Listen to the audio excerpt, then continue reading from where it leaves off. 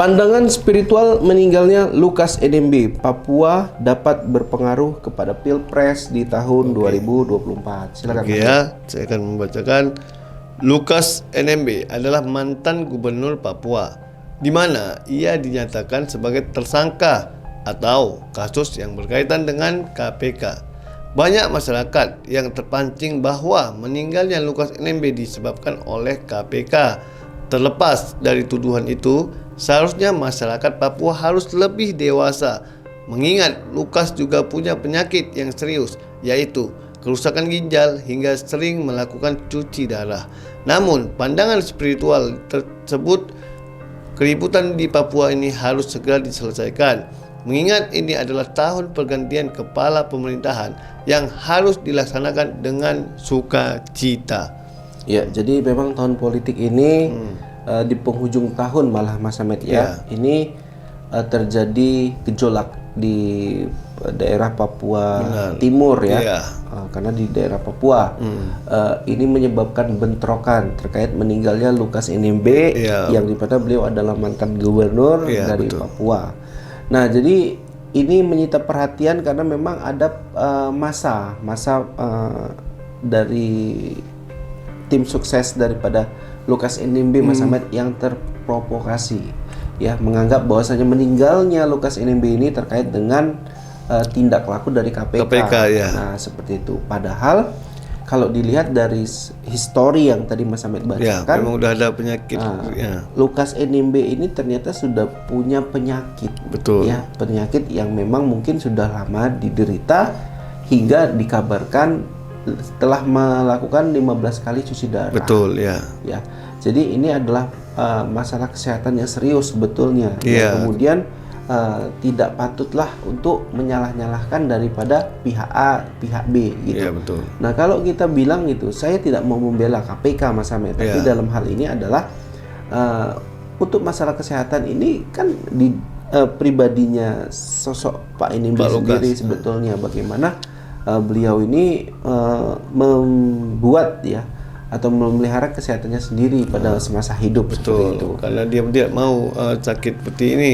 Ya, siapa orang yang mau penyakit seperti ini gitu ya. Kayak dia tidak mungkin dia karena takut dengan KPK dia menganggap mati karena KPK, bukan, karena memang sudah ada riwayat penyakitnya yang sudah lama. Ya, jadi KPK itu kan bekerja dari saksi bukti yang ada Mas Ahmed ya, yang dimana beliau telah menetapkan tersangka mungkin pada Pak NMB ini mungkin memang karena bukti dan saksinya sudah ada dan lengkap. Betul. Jadi, meskipun dalam persidangan Pak NMB mengaku ya bersuara saya tidak bersalah, saya tidak korupsi. Tapi harus mengingat kembali namanya pengadilan, yang namanya polisi itu bekerja berdasarkan bukti dan saksi, bukan dari pengakuan si tersangka.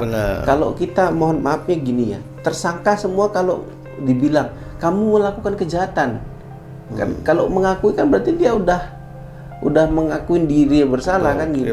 Saya mungkin beranggapan gini Mas Ahmed, sebagian tersangka pasti mengatakan dia menolak melakukan itu, pasti dituduhkan seperti itu dengan dalih dijebak dan lain-lain.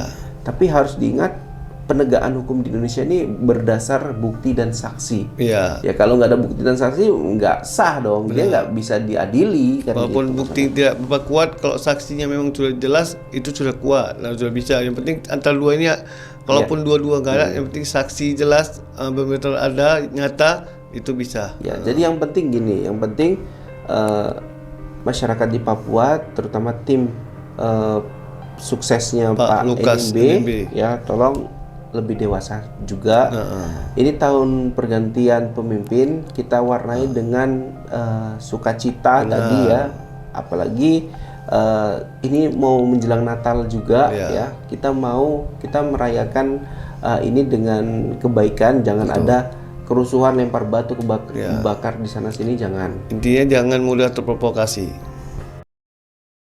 Pandangan spiritual meninggalnya Lukas NMB, Papua dapat berpengaruh kepada Pilpres di tahun 2024. Silakan. Saya akan membacakan.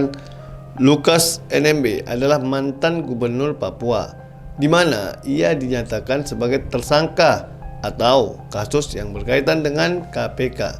Banyak masyarakat yang terpancing bahwa meninggalnya Lukas NMB disebabkan oleh KPK. Terlepas dari tuduhan itu, seharusnya masyarakat Papua harus lebih dewasa, mengingat Lukas juga punya penyakit yang serius, yaitu kerusakan ginjal hingga sering melakukan cuci darah. Namun, pandangan spiritual tersebut, keributan di Papua ini harus segera diselesaikan, mengingat ini adalah tahun pergantian kepala pemerintahan yang harus dilaksanakan dengan sukacita. Ya, jadi memang tahun politik ini di penghujung tahun malah Mas Hamed ya. Ini terjadi gejolak di daerah Papua Timur ya. Karena di daerah Papua ini menyebabkan bentrokan terkait meninggalnya Lukas NMB yang dimana beliau adalah mantan gubernur dari Papua.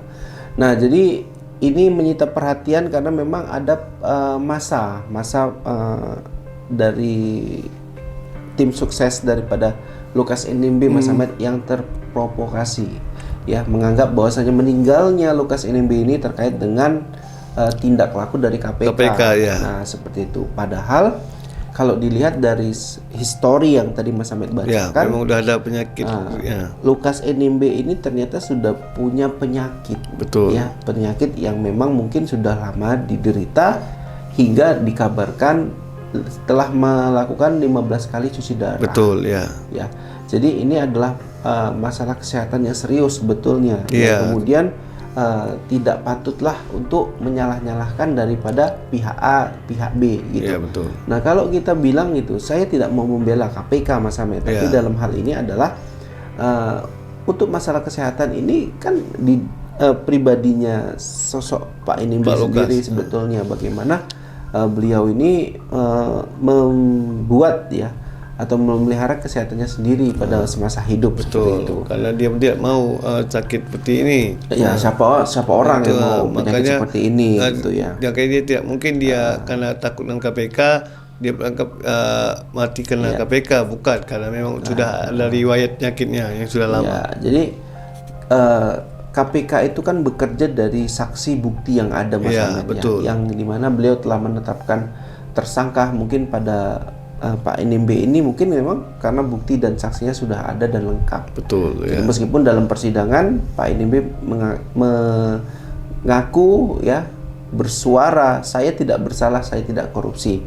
Tapi harus mengingat kembali namanya pengadilan ya Mas Hamed, namanya polisi itu bekerja berdasarkan bukti dan saksi. Betul, ya. Bukan dari pengakuan si tersangka. Benar. Kalau kita mohon maafnya gini ya, tersangka semua kalau dibilang kamu melakukan kejahatan kan, kalau mengakui kan berarti dia udah mengakuin diri bersalah kan gitu. Saya mungkin beranggapan gini Mas Hamed, sebagian tersangka pasti mengatakan dia menolak melakukan itu, pasti dituduhkan seperti itu. Benar. Dengan dalih dijebak dan lain-lain. Tapi harus diingat penegakan hukum di Indonesia ini berdasar bukti dan saksi. Ya kalau nggak ada bukti dan saksi nggak sah dong. Dia nggak bisa diadili kan. Walaupun gitu, bukti tidak berapa kuat, kalau saksinya memang sudah jelas itu sudah kuat, nah sudah bisa. Yang penting antara dua ini, kalaupun dua-dua nggak ada, yang penting saksi jelas, benar-benar ada, nyata, itu bisa. Ya, jadi yang penting gini, yang penting masyarakat di Papua, terutama tim suksesnya Pak Lukas NMB, ya tolong lebih dewasa juga. Ini tahun pergantian pemimpin, kita warnai dengan sukacita tadi ya, apalagi ini mau menjelang Natal juga ya. Kita merayakan ini dengan kebaikan, jangan ada kerusuhan, lempar batu, kebakar di sana sini, jangan. Intinya jangan mudah terprovokasi.